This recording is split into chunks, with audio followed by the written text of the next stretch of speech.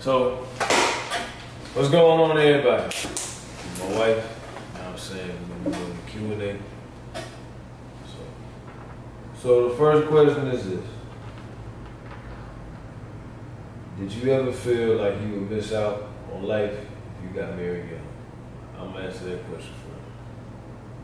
My answer to that question is no, because if I was still living in the world, I would have said yes, because if I was living in the world, I would have been chasing after everything the world had to offer, you know. But now that I'm saved, now that God saved me, when God saved you, He changed your desires. He put your desires, He put His desires inside of you, and you will start to have more of His desires. So my desires changed from wanting all the girls to just want one woman that I know that's going to take care of me, and I know that's going to be loyal to me and faithful to me. So. Yeah, I know, because I don't think I'm missing out on anything, because this is what I wanted, and I'm the happiest I've ever been. So there's nothing that I feel like I'm not getting or that I'm missing out on. Second question. As a couple, do you have a prayer and fasting life, or do you do it individually? You can answer that one first. Okay. Yes, we both have a prayer life and a fasting life. And sometimes, because God speaks to him, he'll let us know when both of us need to fast. And obviously you fast for different things, but also praying. We pray all the time, every single day, every morning, every time we get in the car, every time before he does videos, and like even like when you're on the phone, or do you want me to say that right now? You say on the phone. Yeah, so even on the phone, like we'll all be praying on the phone. So yes. That question is yes, you know what I'm saying, because obviously when you married, you also want to have a prayer life, you know what I'm saying, because it's kind of like the husband's supposed to cover his wife in prayer, you feel me? Man, I said the thing is you always want to make sure that you're praying together. You know, like I said, you know, God will speak to me, he'll tell me, he'll be like, tell your wife she needs to do a certain type of fast, 3-day fast, or 1-day fast, or something like that. I always pray. Every time we get in the car, no matter if we're going down the street, you know what I'm saying, because you never know what can happen. So yeah, we got a strong prayer life and a strong fasting life, because that's what everything we do on. What's our race / ethnicity? See what that's it. Hey, left. But I just cut this part out, but I just know what people are gonna be saying when I tell them my race. What are they gonna say? They're just gonna be like, she's not black, and she's this and that. And She black. So if y'all think she black, oh well. I think she black. I said, do y'all read the Bible together? Yeah, we read the Bible together. We do Bible study together, we read together, we take notes together. All that, you know what I'm saying? So when we do all that. even before we got married, even before we were courting. As soon as I met her, we was doing Bible studies, even when we was just friends and stuff. Every week. Every chance we got. Yeah. Before we watch a movie. How did you guys meet, and what would you say is key to finding a godly woman / man? So, the key to finding a godly woman / man was this right here. In the Bible, will talk about, say, he who find a wife find a good thing. The man, he find a wife, but at the same time, it's like, he don't go out searching and looking. God bring the wife to the man, but the husband, he the one that find him. You know what I'm saying? And then if you're talking about what's the key to finding, it's like this.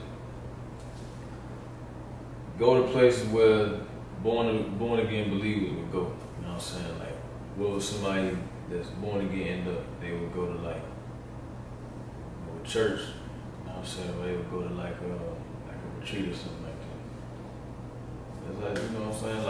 pray. You don't even know, you might end up meeting your wife in the supermarket.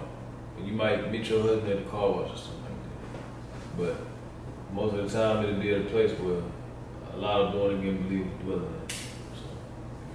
Well, as a woman, you can't, I guess you can't expect to have a godly man if you're not being a godly woman. So like the way you, I'm trying to think of a respectful way to say it. The way you carry yourself? The way you carry yourself can attract certain types of people. So for example, if you, I'm trying to think of how to say it. Just say it. Like if you carry yourself well and you have a love for God and people can see the light in you, then you're going to attract people that are like-minded. You're going to attract, a godly woman is going to attract a godly man. So that helps because then you guys are equally yoked. And yeah, that's all I have to say. Yeah. Do you both believe in the same religions? Yeah, that's how we met. Yeah. How was married life different from dating? So my answer to that question would be like, when you marry with somebody, you get the full experience of like what it's like to be with that person 24/7.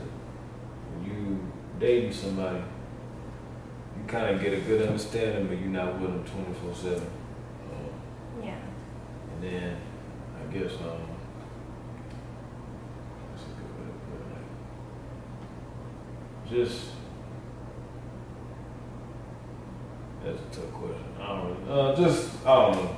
Again, it's just like a different. It's just a different type of. You see more of the other side of that person. Whereas if you just dating somebody, you know what I'm saying? Like you see glimpses and stuff of how that person be, you know what I'm saying? But like I said, marriage is always better because you get to be with the person that you want to be with 24/7. Obviously, there's gonna be times till y'all arguing and stuff, but it really had to be. Yeah. I think for me, there's not much of a difference, only because during the courting process, we kind of acted as if we are already married, because the love that we had was the same, the way we treated each other was the same, everything was mostly the same. So I feel like it's not much of a difference, just I feel like it's more solidified now that we're married. Yeah.